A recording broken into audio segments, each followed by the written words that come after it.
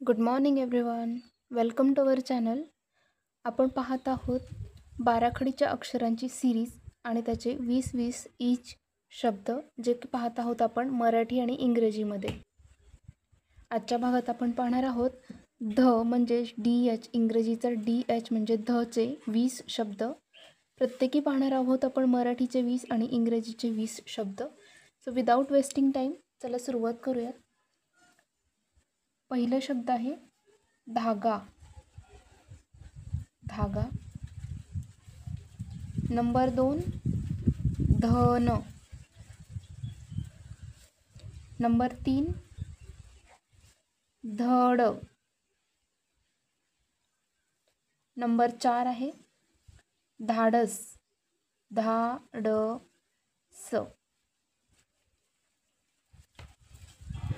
Number 5 आहे धक्का. Number 6 धनी. नंबर 7 धूळ.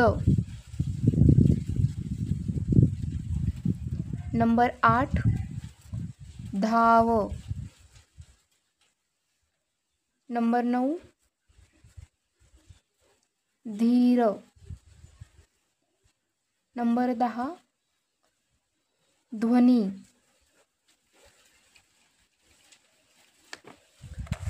हे झाले 10 शब्द. चला पाहूयात. नंबर 11 धागा. नंबर 12 धर्म. नंबर 13 धोंडा. नंबर 14 धुळे. नंबर 15 धागदाई. धागदाई. नंबर 16 धान्य.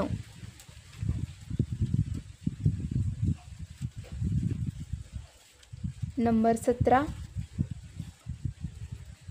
धोका. नंबर 18 धागोळा. नंबर 19 धावपटू. धावपटू. नंबर 20 ध्येय. तर हे झाले आपले मराठीचे 20 शब्द.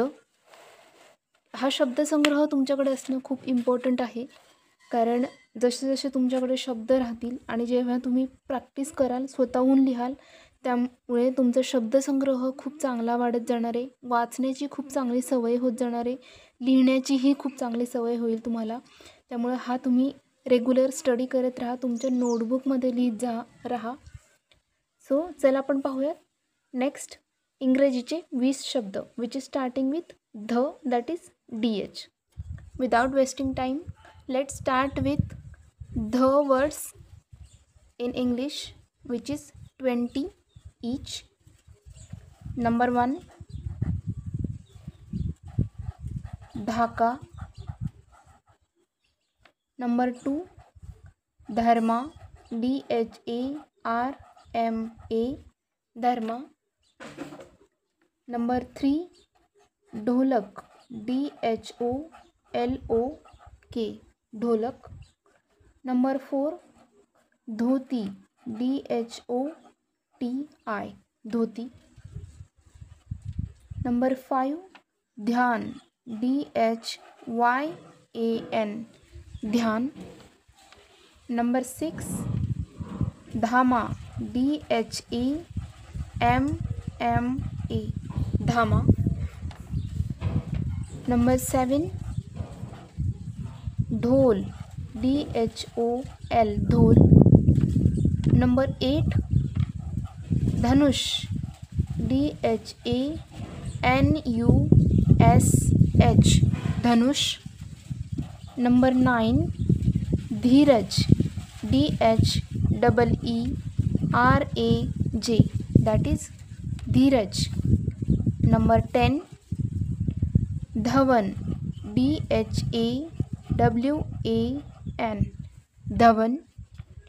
Number 11 धोका, DHOKA, धोका. Number 12 Dhoni, DHONI, Dhoni. Number 13 धारा, DHARA, धारा. Number 14 धिंगाना, DHINGANA, धिंगाना. Number 15 Dhumal, DHUMAL, Dhumal. Number 16 Dholera, DHOLERA, Dholera. Number 17 Dhanraj, DHANRAJ, Dhanraj. Number 18 Dhanwanti, DHANVANTI,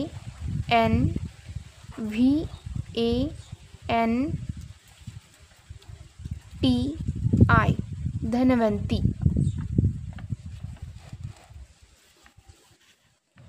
Number 19 धूम.